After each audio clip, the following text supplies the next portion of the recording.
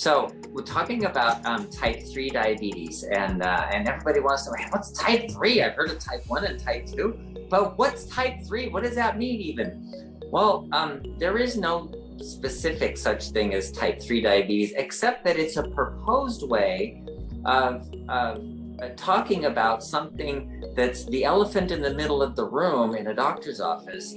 When somebody goes in with dementia, Alzheimer's, memory problems, and they're having issues with their brain working properly, and the elephant in the middle of the room is, what do we call it? I mean, do you have dementia? Do you have Alzheimer's disease? Is it Lewy body dementia? You know, all of these terms might come up.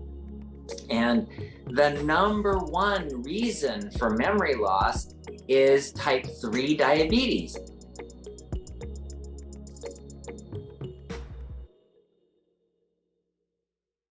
Hello, everyone. Welcome to the Fixed Blood Sugar webinar. It's Wednesday, so we're back. You're here with your three favorite people. Thanks for tuning in, everyone. No, 3 of your favorite people. Well, you know, that's not what I said, but okay.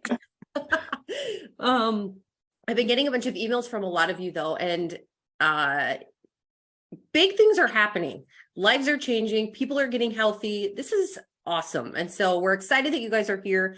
If this is your first time here, let us know. We want to know if you are familiar with us, if you are using the Diabetes Solution Kit, or how you ended up here, because it's always interesting to see where everyone's coming from. So feel free to post in the chat. Throughout this webinar, you can ask your questions in the Q&A. And then if you're on Facebook, feel free to type in the comments there. I will do my best to ask those questions to Dr. Saunders.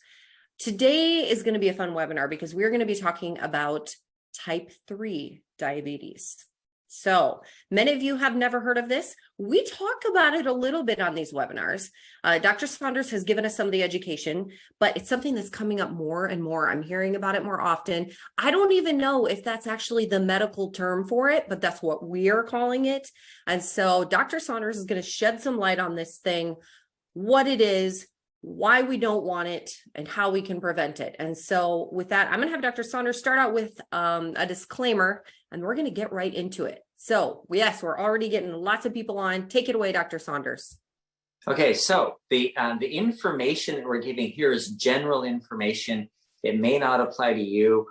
Some people ask questions and they ask for specific information. But even then, I'm looking at it for general information, and I don't want you to assume that it applies to you.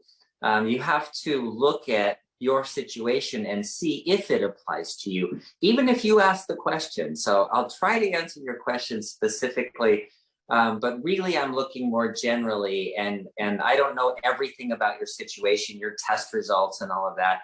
So it's important that you apply the information properly to your specific situation. So we're talking about type 3 diabetes, and everybody wants to know, what's type 3? I've heard of type 1 and type 2, but what's type 3? What does that mean even? Well, there is no specific such thing as type 3 diabetes, except that it's a proposed way of talking about something that's the elephant in the middle of the room in a doctor's office. When somebody goes in with dementia, Alzheimer's, memory problems, and they're having issues with their brain working properly, and the elephant in the middle of the room is, what do we call it? I mean, do you have dementia? Do you have Alzheimer's disease? Is it Lewy body dementia? You know, all of these terms might come up. And the number one reason for memory loss is type 3 diabetes. Well, what is that? Well, it's a metabolic encephalopathy. So if you can say that 3 times fast, then you're better than me. Metabolic encephalopathy means the metabolism, or the energy production and all the chemistry of the body, is causing problems with the brain. So encephalopathy just means a brain problem. So the brain problem is caused by the metabolism. And what is type 2 diabetes? Well, that's a metabolic problem. That's a problem with making energy, right? Because you're packing cells with sugar so that you get insulin resistant.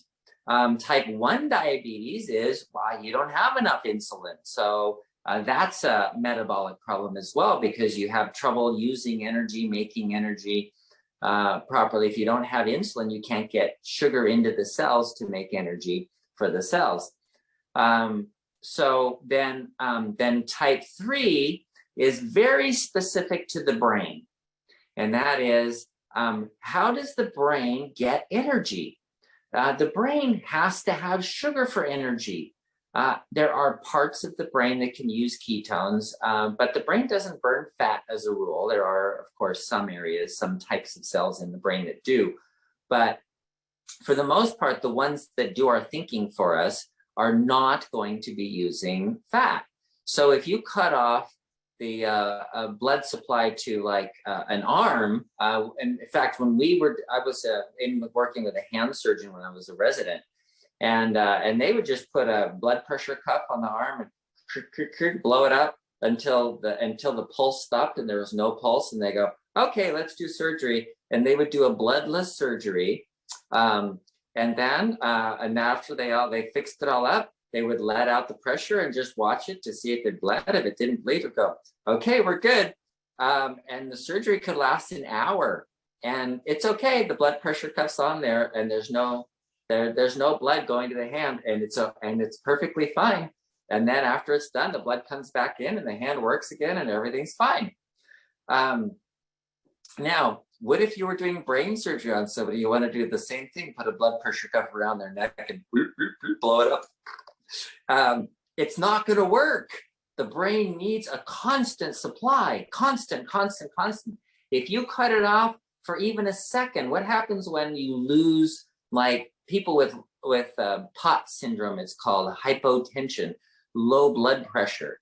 The blood pressure drops. So they stand up, and as soon as they stand up, the blood rushes out of their head and goes down into their feet, and they immediately get dizzy and pass out.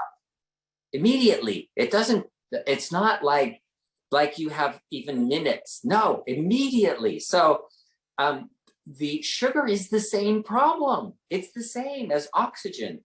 So yeah, the blood's, when it's not circulating, you're not getting oxygen, and you got to have that.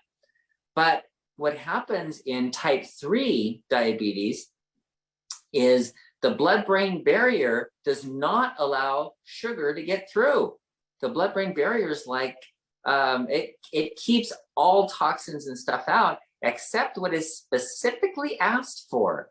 So if the brain says, I want more sugar, then the brain makes glucose transport proteins to reach across the blood-brain barrier and grab a glucose and pull it in. There, now you have your glucose. And so when rats with diabetes were put on a very low, their blood sugar was brought very low. They had these rats laying around, and they were all hypoglycemic, right? They're not thinking clearly. They're not doing things. They're laying around. They're miserable rats. They probably have headaches. I don't know what they're complaining of. But but on the fourth day, they're up running around and doing well with a blood sugar of 40. Their blood sugar is still 40, but now they're up running around and doing everything. So they looked at the blood-brain barrier, and there were 10 times the number of glucose transport proteins in the blood-brain barrier to bring more sugar across, so that even though the sugar is low in the blood, the brain's getting all the sugar it needs. And so there's a system there that is set up to allow the right amount of sugar to get to the brain through the blood-brain barrier. So how does that do with type 3 diabetes? So here you have this blood-brain barrier, and you have really high sugar. When you have really high sugar, then you don't need very many glucose transport proteins, because there's plenty of sugar around. They just go, ooh, every time they reach in, they grab one. And so everything is just fine. And so you get fewer and fewer glucose transport proteins. it's kind of like having insulin resistance. Remember, we were talking with insulin resistance in the cells, like in your liver cells. The cells fill up with sugar, they're all full of sugar, and they stop making insulin receptors. Well, the blood-brain barrier is doing the same thing. It stops making those transport proteins so that the brain is getting less and less sugar, less and less sugar. So here's the kicker with type 3 diabetes is your brain is starving in the middle of a sea of sugar. So your glucose is 300 and your brain is starving. And that is really hard to understand. Why would the body do that? Well, it's a biological system, and biological systems are set up to equilibrate things. And that's just the way the system is set up. So the blood sugar is set up to be between 70 and 90 all the time, or between 4 and 5 if you're in Canada. And it keeps that number all the time. And so everything works off of that. And if you raise that number, then what happens is, well, you make fewer glucose transport proteins to make up for it. So everything is going to equilibrate to make up for it. But what happens over time is you get less and less. And it's the same type of problem like insulin resistance is to a cell, because it doesn't have any glucose transport proteins or insulin receptors. The blood-brain barrier is doing the same thing, but the brain is starving because the sugar cannot get across that blood-brain barrier. It's stuck. So what happens is you just lose a little bit at a time. And it's kind of even specific to the areas that need the most sugar are going to have the most problems. So some people, when we start people on the diabetes solution kit, they go into phase 1. And phase 1 is a ketogenic diet. And that's really what it is. So you start burning fat, right? You want to burn fat. And so in the process of burning fat, you make something called ketones. Well, guess what? Those areas of your brain can live on ketones. And ketones don't need transport. They go straight through. They don't have any issues getting into the brain. So you start burning fat, you get ketones in, and all of a sudden things start working. How many people have we had write into us and go, oh my gosh, my first week on phase 1, and my brain started working, and I started feeling better, and I wasn't getting headaches, and I had my memory improved. What the heck? Why is that? It's not because they got more glucose transport proteins and their blood sugar dropped, although that may be the case, but because they're burning fat and making those ketones that can be used for energy by those areas of the brain. So not every area of the brain can use those ketones though. So it's kind of important to get the blood sugar down so that you build up those glucose transport proteins. And that leads us to something that's a little sensitive, and that is a lot of people have told us that they're getting hypoglycemic, low blood sugar, and they feel really weak and tired when they start on this ketogenic diet, the 20-gram carbohydrate, the phase 1. We just call it phase 1. So you start on phase 1, and then you start getting, oh man, I feel so weak and tired. I don't feel good. I feel like I'm hypoglycemic. I'm getting headaches, and sometimes my vision's weird, and these kinds of symptoms. What does that mean? Well, it usually means you're actually literally hypoglycemic in the brain. So think about it this way.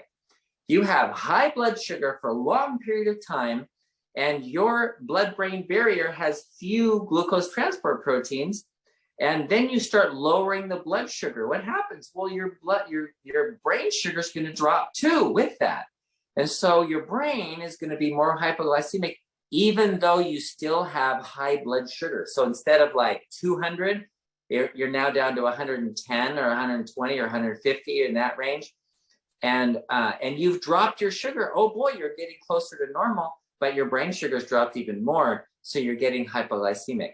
So what do you do about that?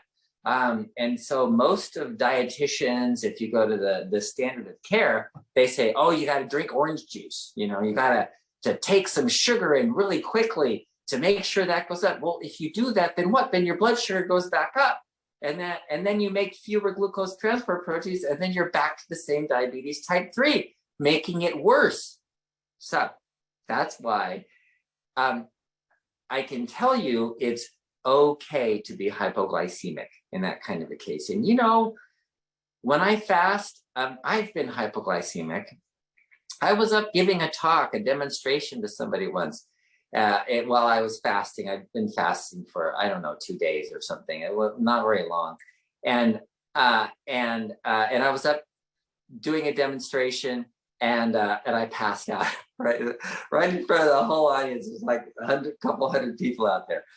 And then I got up and just continued on what I was done. But sometimes you get hypoglycemic, and I hate to say it's good for you, but it's good for you. It actually is. Like the rats. The rats for 3 days, they're laying around going, you know, they're miserable rats with low blood sugar. 40, that's really low.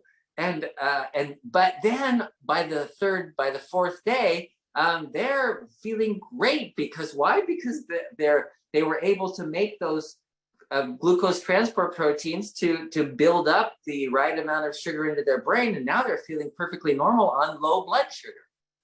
So it's a process of, as you're lowering your blood sugar, yes, you may feel hypoglycemic. That's okay. All right, just go to bed, push through it, you'll be okay. Just like the rats. Right? And then you'll drop your blood sugar again, you'll feel it again, until you get into that 70 to 90 range, or 4 to 5 if you're in Canada, to get your blood sugar in your brain, or your brain sugar in the cerebral spinal fluid, to get that normal is really where you want to go to prevent type 3. So that's what prevents type 3. This is such good information. And while we're talking about, you're talking about fasting a little bit here. And so Mary actually asked if she should take her prescription medications that are supposed to be taken with food if she wants to start fasting.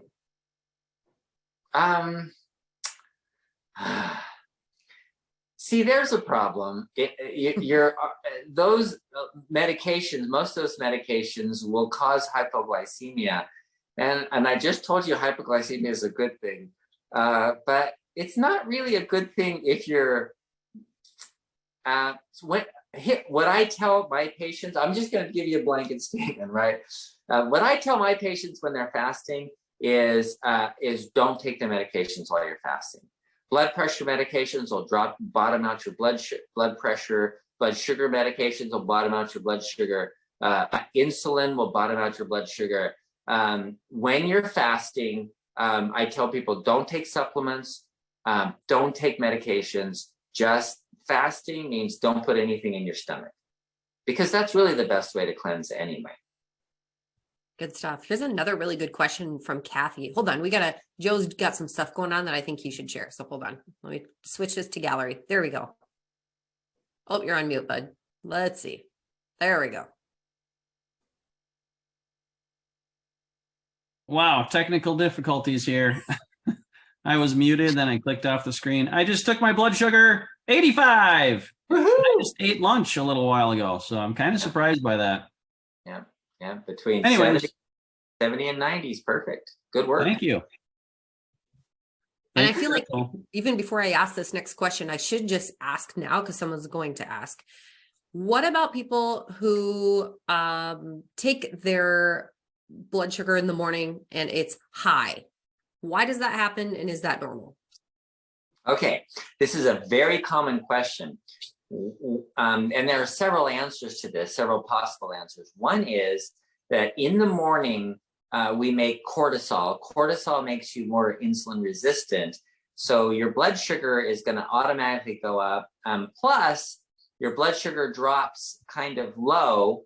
And as it gets lower, you make your insulin drops down and the glucagon goes up, and glucagon tells your liver, hey, make more sugar.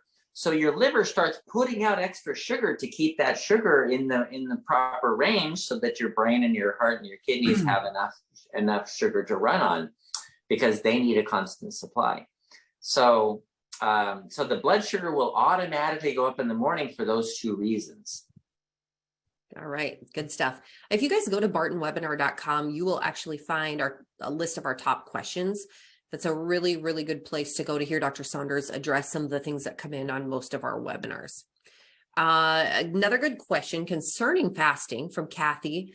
Kathy is post-menopausal. She's 54 years old, a 10-year diabetic, no meds currently. Did them all back in the day, but using keto and fasting, very strict vegetables, meat, eggs, intermittent daily fasting, 3 times a day, 2 times a month. 3-day fast, 2 times a month, 6 weeks, very tight, but no changes to waist or scale. Measuring in the morning, but not much change. Physical coming in May. What else can I try to move numbers? I'm sure my insulin is putting the brakes on everything, but you think fasting would start helping? Thank you for all you share. Desperate and discouraged. Okay. Desperate and discouraged. Okay. Let's see what we can do for that. Yeah, you'd think, gosh, the 3 days, twice a month, fasting, that's really odd. Although, there are some studies that show that people with insulin resistance, the fasting, they don't lose weight that easily, and they gain it back pretty quickly when they start eating again. So it's I don't know, a long-term fast is a possibility. There is another way that might be helpful, and that is when people are doing a keto diet and they're doing the meat and vegetables and they're getting fat in their diet, their insulin resistance doesn't go down very much as a rule. Sometimes, like we've talked about this several times on this webinar before, about how people have insulin resistance because of fat, and the fat in the diet, and like you eat and a fat, and it almost immediately makes you insulin resistant. And that'll last for 10 hours, up to 8, 10, 12 hours that you'll be insulin resistant. And then if you eat any carbs at all, your blood sugar goes up, and then your insulin goes up. And so you create this insulin resistance problem by eating fat. And there have been several studies now that showed that kind of the opposite of what we have in phase 1 is like you eat all the carbs you want. You eat 100 grams of carbs a day, but avoid fat, like zero fat, like you can't even have an avocado fat, no eggs, no avocado, no meat, no cheese, no butter, no kinds of fat or oils at all. You can't even put olive oil on your salad. So that kind of diet with the very low fat diet does reduce your insulin resistance faster, and more. You get more insulin sensitivity by eating a high carb, low fat diet than the other way around. And so you're going to ask the next question. Well, why don't you have that in phase 1? I've been thinking about this, of having a phase 1 options. So because we have several phase 1 options, and I just wrote an article for the Home Cures That Work. For those of you Home Cures That Work, you'll get this. It's an article on the vegetarian option, vegetarian ketogenic diet option. And so we should have like the regular one, the vegetarian keto, and then the option of the high carb, low fat option. Because some people prefer that. Some people don't tolerate it. Some people need the protein in the meat. It's really hard to get, not really hard, but it's a little harder to get a lot of protein if you're having a very low fat diet, because most proteins come with fat. so that might be another one that you know, if you're discouraged by this, the ketogenic diet, try the other way. Try doing like look up McDougall. McDougall has a really good high carb, low fat diet.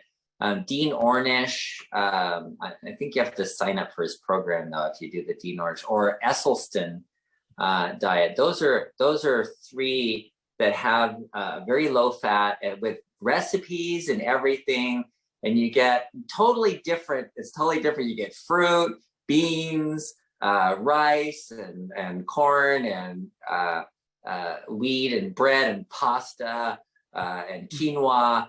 You know, things that you don't get on our diet. I was gonna say, you better stop talking about it. We're gonna have really hungry people here. I know, right? So it's completely opposite though. You can't have any meat, and you can't have any avocados, and you can't have anything with fat in it, and no oils on anything, and you have this baked potato, but you can't put any butter on it, right? You can't put any sour cream or, you know, anything with fat. So, you know, I think like that's our next iteration of the diabetes solution kit, is to actually have like maybe 3 different phase 1s. That's what I'm thinking. Very interesting. All right. Sounds like we got our next project, Joe. We're coming up with phase 1A, B, and C. Here we go. You never know. Okay. I love this. This came in from Dan. He said, yeah, I got my test results from Friday. My A1C went from 7.9 to 4.6 in 3 months on the program. Thank you so much. That is awesome. And that's just our current phase 1, and it works. That's without the options. Yeah. And honestly, that is the truth. Many people are having a lot of success with the program as it is. But just like Dr. Saunders said, everyone's a little bit different. So this is a good place to start. Dan, that is amazing though. So proud of you. Keep it up. Keep us updated. Let us know how you're doing. And he's from Ohio also. That is so awesome. Okay. A good question here from Doyle. I received iodine with lean apple cider vinegar. Do I use this together? And then on the iodine, it says 1 milliliter, but how much is the dose with the dropper? Oh, the dropper, it's about 1 milliliter. It's 1 dropper full. Yeah. And you can use them together. The iodine is, it was made to be a daily dose. So you could do it every day. Just put it in whatever drink you're having. And it's a salt, so it's not susceptible to interactions with other things. So yeah, it's fine. You can take all that together. Awesome. Okay. Brian is here for the first time. Welcome, Brian, from Washington State. Ricardo says, I'm using 500 milligrams of metformin daily. Can I stop using it if I use Synachroma instead? A lot of people ask that. The answer is generally yes, because, and I can generally say that for everybody because of this. What you said was your dose was 500 milligrams a day of metformin. And 500 milligrams a day of metformin is not enough to bring your blood sugar down at all. So statistically speaking, you need like 1,000 milligrams twice a day is probably about a dose of metformin that will actually lower blood sugar. So based on that, Synachroma is not the same as metformin. It doesn't do the same thing. It has a totally different purpose. The Synachroma is not supposed to bring your blood sugar down. It's meant to give you the nutrients that are common deficiencies that allow you to use blood sugar properly. That's all. Just look at it that's all it is. But it's really the diet that brings your blood sugar down. Either way, whether you're on metformin or whether you're on Synachroma, or now we have the berberine, and berberine is actually kind of more of a replacement for metformin because it does the same thing. So yes. Let's see. Victor had a similar question here. Let's see. When do you, oh no, wait a minute. Oh yes. Victor's blood sugar dropped from 180 to 190 all the way down to 120 to 130. And he's currently taking 1,000 milligrams twice a day of metformin. And so he was wondering if he should stop. Yeah. So so that's more of a dose that's going to lower your blood sugar, and you're pretty close to normal. This is about the point where you talk to your doctor and say, I'm thinking I'm a little worried about getting hypoglycemia because I'm on this special diet and my blood sugars have dropped dramatically, and I'm a little worried about getting hypoglycemia. Can I stop the metformin, or what would be a good way to stop the metformin, or should I decrease the dose, or whatever? Give the doctor a good idea of what you want to do. Yes. Helena says after only a month of following phase 1 of your protocol, I went from an A1C of 7.2 to 5.5. I've been taking metformin 3 times a day. Oh, should I reduce it to 1, or should I just cut it out? My physician is open to what Dr. Saunders' recommendation would be. So lots of questions that are the same. Okay. Yeah. Well, your hemoglobin A1C is non-diabetic now. So, 5.4 is not is not diabetes. So at this point, metformin is probably unnecessary. You could go off it. All right. With your doctor's confirmation. Yes. Thank you, Joe. She already said the doctor would be open to whatever I said. Yes. Okay. All right. Brian says, Brian was telling Ricardo. So we're having a little conversation in the chat here. I stopped using my metformin, but my A1C was at 6.5 when my doctor gave me the okay to stop. I wouldn't just drop and make a switch to Cytochroma without your doctor being fully aware. Okay. Awesome. Thank you, Brian. Yes, this will be recorded, you guys. You can find information at bartonwebinar.com. And this will be episode 182. Okay. Here is something I'm not familiar with. Joby says, what do you think about Afrezza, an inhaled solution? Afrezza, is that the inhaled the insulin? Gosh, let me look it up. I've seen it. Let me see, what else can I ask here while he's looking that up, or let me see. Also, you guys, if you go to bartonwebinar.com, it's an insulin nasal spray. Okay. Or no, in the lungs, through the lungs. Yeah, it's inhaled. It's inhaled. Yeah, inhaled insulin. So, it's okay. In fact, I have one person, she just can't give herself shots, and she's on Afrezza. It's a little harder to control, as you don't get like the immediate benefit, and so it works really well with the CGM, though, the continuous glucose monitors. So and some people just need it. I keep people off it. So before you look into using insulin, even Afrezza, I think a better way to do it would be to measure your C-peptide. That's C-peptide. And the C-peptide level will tell you how much insulin your pancreas is putting out, your pancreas is making. So if you have a high C-peptide level, for heaven's sakes, don't use insulin, because you've already got high insulin and your pancreas is putting out too much insulin.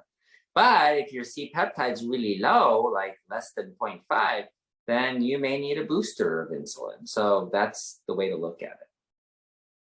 Okay. I've got a quick question, Dr. Saunders. There's a new drug out called Ozempic.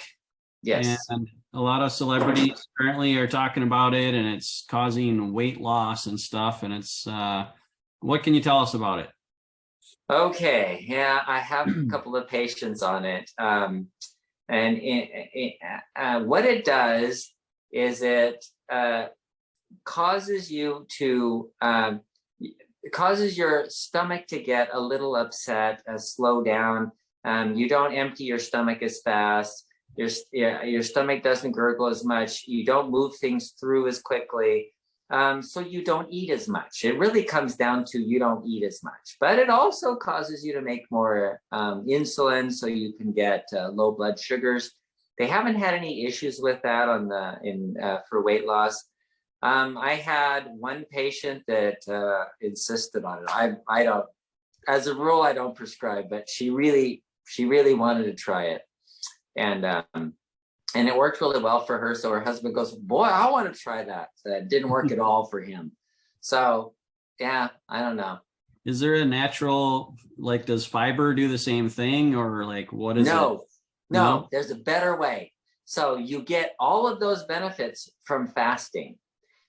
So I had somebody recently, this is just one of them. These injectables are doing peptides now for everything, because they're finding these peptide hormones that do stuff to your body. Like they started with human growth hormone, and now they're using ghrelin and Ozempic and incretins, and they're using all these peptides to try and change your body, just push it in this direction or push it in that direction. And that's what they do, and they work really well. But the problem is when they push it in one direction without the whole system doing that, then it creates a problem. So let's see what happens when people go off Ozempic and they gain all their weight back plus more. And now they're diabetic because they're insulin resistant because they've been making extra insulin. We don't have all of the results of what's going to happen. Human growth hormone can cause cancer. And people are going, oops, sorry, shouldn't have given you human growth hormone, because these incretins are really powerful hormones, but they have to be properly used. So you can get all the benefits of proper use without increasing your risk of diabetes or heart disease or insulin resistance or anything else, or cancer, by fasting. Fasting causes the release of these same hormones like glucagon. You get that when you're fasting. You get ghrelin when you're fasting. You get human growth hormone when you're fasting. So all of these wonderful beneficial hormones are all given to you for free. I'll tell you, for free. That's important, because like I had this woman, I told you, $9,000 for a 3-month program to get injections of these incretins. It's a lot, and it's not worth it, because all you have to do, it's free. Not only is it free, you save money because you don't have to buy food. There you go. So what kind of fasting are we talking here? We're talking about not eating, have an empty stomach. Well, for how long? Well, however long you want. You can do it. It works no matter what. No matter when your stomach is empty, you make ghrelin. It's just an automatic thing. And when you're making ghrelin, that's growth hormone releasing hormone, and you release growth hormone. It all happens no matter how long you do it. And the longer you do it, the better. And so if you eat 1 meal a day, eat breakfast, you're done. That actually works. So, you don't have to pay $9,000.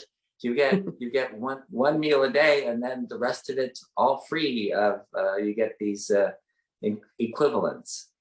Like I have a tip I think that will help for people with fasting, because I think most people, myself included, they think fasting like, oh man, I don't like fasting because I'm so hungry all the time. But if you shift your thinking on that a little bit and think about like when you're feeling that hunger, that's actually your body is like becoming like super human, like healthy. Like that feeling is just like your body's saying like, yeah, baby. Like, That's so right. have that feeling as long as you can. You're right. Thank you, Joe, because the hunger hormone ghrelin makes you hungry. And that's what initiates the repair of all kinds of things in your body. It fixes your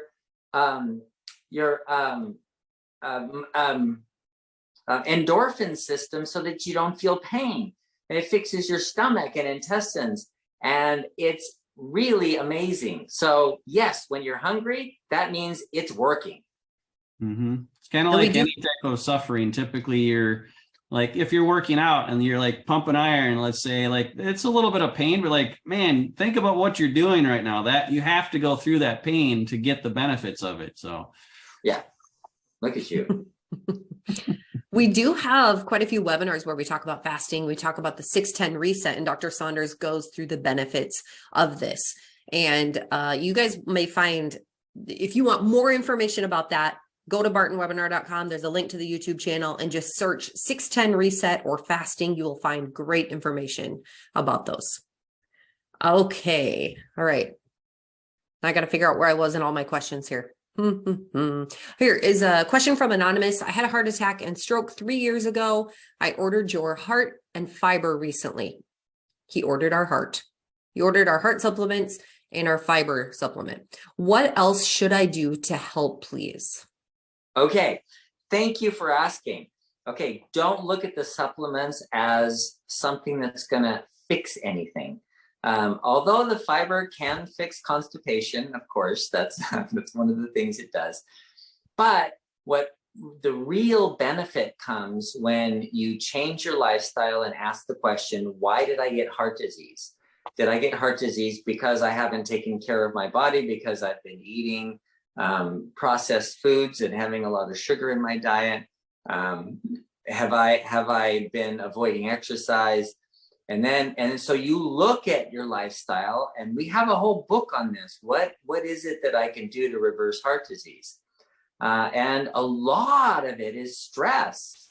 That when people have a lot of stress, they are more likely to get heart disease, because the hormones, the stress hormones, induce problems with heart disease, with cholesterol and all that kind of stuff. So what you should do is, well, you can get the book. That's one way to do it.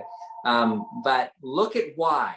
Why did I get heart disease? And then reverse it by changing that out, by avoiding those things or changing your lifestyle. All right. Dario says, I'm attending for the first time from Florida. Welcome. I'm a very active person, jogging and working out at the gym. I burn an average of 2,400 calories a day. Could I start this program and still maintain my regular routine? Oh, of course. Of course. There's no calorie restrictions at all. In fact, it's really good if you're exercising regularly and burning 2,400 calories a day, and you're only eating 20 grams of carbohydrates. Then that means you're going to have, more of your body's going to be burning fat and less carbs to make up for that. And then you make more ketones and your brain works better. So yes, absolutely you could. And in fact, it's really good for you. All right. Joy says, my A1C was dropped from 7.0 to 6.4 after 3 months of diet control. 2 months ago, I started using chromium and my blood sugar has been stable in the normal range, but my weight is going down day by day. Now I receive Synachroma. How can I gain weight with this program? Well, gain weight. Okay, so here's the best way to gain weight is to gain muscle. So the way you get muscle is by exercising. And if you're getting protein in your diet and you're exercising, then you should be able to build muscle, and building muscle is a great way to gain weight. It's by far the best way to gain weight. All right. Craig from South Dakota. Welcome, Craig. Let's see. Consumption of bananas, good or bad? Well, one banana and you're already over your carb limit. So, yeah, I would avoid bananas. All right. So many questions today, you guys. Oh man, I don't know how we're going to get through all these. Okay, ready? Here we go. Mary says, what do you think about the zero net carb bread and tortilla products that are on the market now? They have the same grams of fiber as carbs and therefore equals zero carbs. Are they healthy and all right for us to eat? They're okay. Some of them are pretty good. They have different types of not grains, but usually like nuts, or they use what was one I saw recently? Yucca. There was one that was yucca. They have different things in them that really are non-carbohydrates. So yeah, they'd be okay. All right. I had gotten an email earlier from Alice. She's taking our berberine product, which is available at bartonnutrition.com. And guys, use the code webinar25 to save 25%. She's noticing that it is lowering her glucose numbers, but her question is, can you OD on berberine? If my numbers go above 150, I want to take one more, she says. Don't expect the berberine to be the answer to your problem. The berberine is not the answer. Instead, decrease your calorie input. Take in less calories is a much better way to do it than taking more berberine. Okay. Don says, how do you identify or diagnose your nerve pain as neuropathy? Or is it something else, or something else for people identified with diabetes? Is neuropathy pain the same as arthritis? Okay, that's a great question. So how do you diagnose it? That's really important. So if it's only on one side, for example, one foot is hurting, that's not likely to be diabetic neuropathy. It would have to be like both sides, like both toes, feet. And if it's on both sides, then it's a systemic problem, and that's more likely to be diabetes. If you have it only on one side, then it could be a pinched nerve, it could be an arthritis, it could be some type of neuropathy that's only affecting one side, circulation problems or something like that. So there would be other reasons for it. So that's one good way to look at it. If it's kind of equal on both sides, it's probably a systemic problem like diabetic neuropathy. And it's not always, and it's kind of nerve pain. So nerve pain is like tingling. People get this like pins and needles kind of feeling, or burning, and then it goes numb after that. And that's kind of the stages that the neuropathy goes through. I love this message from the Garcias. They have just had wonderful success. It says, hey, all, joining a little late. Hope everyone is doing well. Barbie and I got off metformin about 3 to 4 weeks once we started this program. We were both on 1,000 milligrams twice a day. Your supplements, following the diabetes solution kit, and exercise made it possible for us. Our doctor could not believe it and was insisting that we remain on it, the metformin. So we changed doctors. I love it. So good. They're awesome. And let that be encouragement for you guys. They can do this. You can do this. Okay. Let's see. William says, my brother's a vegetarian like me and wanted to try the McDougall diet, and I recommended the phase 1 keto instead. The reason is that he is a senior like me, and low fat diets are horrible for seniors. I don't want either of us to get type 3 diabetes. Your thoughts on this? Okay.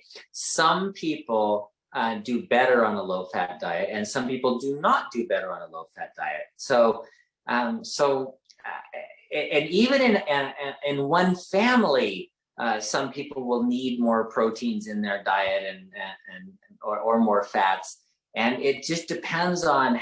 There's so many factors involved in what we need for our diets that it's really hard to make a recommendation for an individual. So I think that what he should do is try different methods of doing it. So the McDougall diet has been shown. McDougall's done his own research, and then you can look and see how people get insulin sensitive on this very low fat diet. Whereas he could also try phase 1. And if that works well and he feels better, then that would be okay too. All right. A lot of these questions, I think we can answer. If we run out of time, I can help with some of them. But Allison says, fasting is nothing in your stomach, but how long can you go without water? You can go without water until you're thirsty and dehydrated. And how long is that? everybody's different. I'll tell you one story that was really interesting. When I was medical director of a nursing home, I had somebody come in who came in on hospice, like you're going to die hospice. And you have to have less than 6 months to live in order to be put on hospice. So he came in just to die, essentially. So I went in and talked to him and asked him questions. And I said, it doesn't sound to me after talking to you, it doesn't sound to me like you're ready to die, but you came on hospice. Are you here to die? What's going on here? And he said, no, I don't want to die. I don't want to be on hospice. They forced me to. This is not something I wanted to do. So he was, his legs were like tree trunks. He was huge. He was really big. And a lot of that was water. And because he had congestive heart failure and he was just filling up with water all over the place. His belly was full of water. They had ascites. They had to suck liters of water out of his abdomen and his lungs. It was really, yes, he was really bad. And that's why they said, dude, you can't live like this. This is not going to work. Your heart's just failing. So I said, okay, so if you want to live, and if I tell you how to live, will you do it? And he said, yes. I said, okay, no food, no water until you get to your ideal body weight. 2 weeks later, he walked out of there 100 pounds lighter. He lost 100 pounds in 2 weeks. And he had nothing to drink for 2 weeks. So 14 days, no water at all. Why? Well, because his body was full of water. He lost close to 10 gallons of water in 2 weeks. And he wasn't drinking any to replace that water. And he literally walked out of there. His family came for him. They brought his little dog, and he walked out with his little dog. No longer on hospice, no longer dying. So how long can you go without water? It depends on how much water you store in your body, on how much salt you eat. There's so many factors involved. So when you're fasting, no food, no water, drink a little water, like a cup of water if you're thirsty. That's all. Just drink a cup of water when you're thirsty, and that'll be fine. Okay. Wow.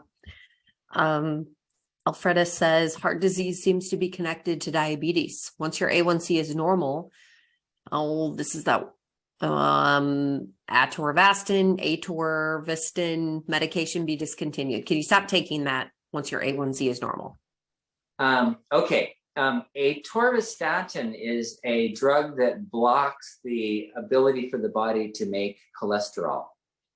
And cholesterol is necessary for repair of your body. It's necessary for the brain to function. It's necessary for making hormones. Studies are done on men.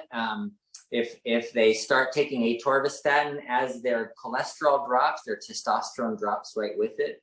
So you lose the support, the hormonal support in your body when you're on these medications. So I don't recommend them. I tell them when my patients come in on these medications, they're the first ones that they go off of because they do more harm than good. All right. We've talked a lot about this over the years of doing this webinar about. Yes. Yeah. Really good question from Kathy. And we've done webinars on this one as well, but does stress raise your blood sugar? Oh my gosh. Yes. The answer is yes. And it's an unqualified yes, stress will always raise your blood sugar. And, I think in past webinars, you've even said that it can be a number one contributor for people. I mean, it's a big deal, and he's got lots of funny stories about it. So if you want, again, go to our past webinars, look up stress. You'll hear some good mother-in-law or daughter-in-law stories about how stress seemed to go away once they moved out and it reversed their type 2. So anyway, okay. Do you know if synochroma is made with, or what kind of is it cassia or Ceylon cinnamon? Yeah, or Ceylon cinnamon. It's cassia. Okay. Yeah. I need to write that down because it does get asked a lot. Okay. Can you take 2 synochroma capsules, one in the morning and one at night? Yes, it's formulated for 1 a day, but you can take 2 a day for a short period of time. But you don't need to. Its purpose is not to lower your blood sugar. Its purpose is to help you maintain a more stable blood sugar by having the right nutrients that you need to keep it stable. All right. Good question I saw that came in is my brain fog related to type 2 diabetes? It definitely can be. It's probably related to type 3 diabetes. That's what we just got through discussing. Yes, that is an entirely possible problem that comes up with diabetes a lot. Do you know if berberine also lowers the COQ10 like metformin does? No, I don't think metformin does it lower. I didn't know metformin lowered CoQ10. Does it do something with B12 maybe? Yeah. Maybe. I don't recall. Yeah. Okay, so we're not sure, but I don't think berberine lowers COQ10. I don't know about that either. Okay. Oh, I lost my scroll. Okay. Let's see. Pamela says, why does low-dose metformin cause muscle pain? Even 50 milligrams a day causes problems. Okay. It's because it blocks your mitochondria's ability to use sugar for energy. And so some people are really sensitive to that. And when you have insulin resistance, then especially like if you're eating fats and stuff, then you block that. So you're not getting sugar in with insulin resistance, and you're blocking the ability to use sugar. So you can get muscle pains from that. If you're getting muscle pains, you should not be taking it because it can actually cause damage and cause death of muscle cells. Should you do C-peptide fasting and in the morning? No, C-peptide. Oh, yeah, fasting. Yeah, in the morning, fasting is best. All right, we have a question about replacement things for sugar. The answer is no, and I'll talk to you about that in a minute as soon as Dr. Sunder is gone. Let's see. How about Janumit versus metformin? Yeah, that's just a combination, but Januvia helps to lower increase the insulin to lower the blood sugar, and then metformin. So that's a combination of two drugs. But the idea is not to be on the drugs. They may be a support for a short period of time until you can get your blood sugar under control with the diet. So phase 1 is really the answer to that, because when you're doing phase 1, you're not going to need those anymore. All right, last question from Kevin. I had neuropathy from stenosis long before diabetes. My A1C went from 6.9 to 5.4 through diet and berberine. What should I be aware of concerning the neuropathy? Are there things I can do to prevent more damage to my legs? Yeah. So stenosis means there's like a hole that the spinal cord goes through this. So the spinal cord's in this tunnel, and all around the tunnel there's like the soft discs that allow your back to move around so that you can turn and twist and bend, and sometimes those rupture and they push into the canal and cause stenosis or narrowing. That squeezes out the nerve. So repairing the nerves is the important thing to do there. Some people need surgery to relieve the stenosis, and then if there's still continued neuropathy, then repair the nerves. And that's one of the things that you can use is Nervala. So Nervala has two things in it: alpha lipoic acid and benfotiamine. Benfotiamine helps improve circulation to the nerves, and alpha lipoic acid helps decrease inflammation of the nerves and allows them to heal. And so you can do some supplements to help heal that. But the number one most important thing to do is exercise.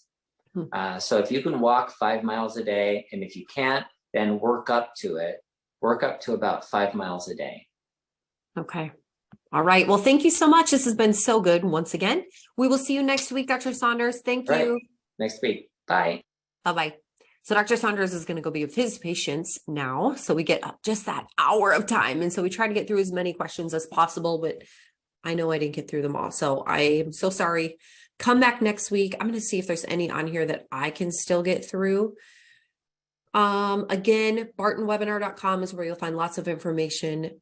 You'll find a link to our YouTube channel there. Also, if you want to purchase any supplements or the diabetes solution kit, you can use code webinar25 to save 25%.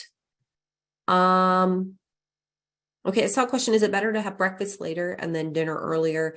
Dr. Saunders is a big fan of eating right away in the morning. He'd rather that you didn't eat later in the day. So if you be better just have breakfast and no other meals later. So the earlier the better is what he would say. Let me see. I know there was more on here. Okay, again, if you go to bartonwebinar.com, you'll see a list of our top questions that were asked on these webinars. He'll talk about sweeteners. And one of the things, this comes up on every webinar, but one of the things that he says is that, especially if you're in phase 1, avoid anything sweet, because for some people, their bodies respond to sweet things as if it was sugar. And so you'll see kind of an explanation there in a video on that. Okay, guys, I don't know that I can answer any more of these. Yes, Olivia, I did see something about erythritol, the sweetener. I have seen that, and actually that'd be a good question for Dr. Saunders. Have been doing intermittent fasting for the last year, and I feel great. Thanks, Dr. Saunders and his team. Anku is awesome. I've loved chatting with him. Okay. I see that you have the apple tea. Does that have caffeine? And should I alternate it with the apple greens that I drink every morning? Okay, so I think Criselda's talking about our fiber greens product. And yes, we do have 2 flavors of that. Neither of them have caffeine. Actually, I need to know. Someone asked us on the last webinar and we said no, but I want to make sure. I think it's just, it's just a tea flavor. Yes, there's no caffeine. You can do it however you want. If you like one flavor, you don't need to alternate. Okay, anything else on here? I got off metformin following your diet. That is amazing. All right. Anything else? Okay, I think that's it. I will see you guys next week. Bring your questions. This was great. So we just love Dr. Saunders. He's just so helpful, and I love the way he teaches. And so, yes, bring your questions. We'll see you soon. Bye-bye.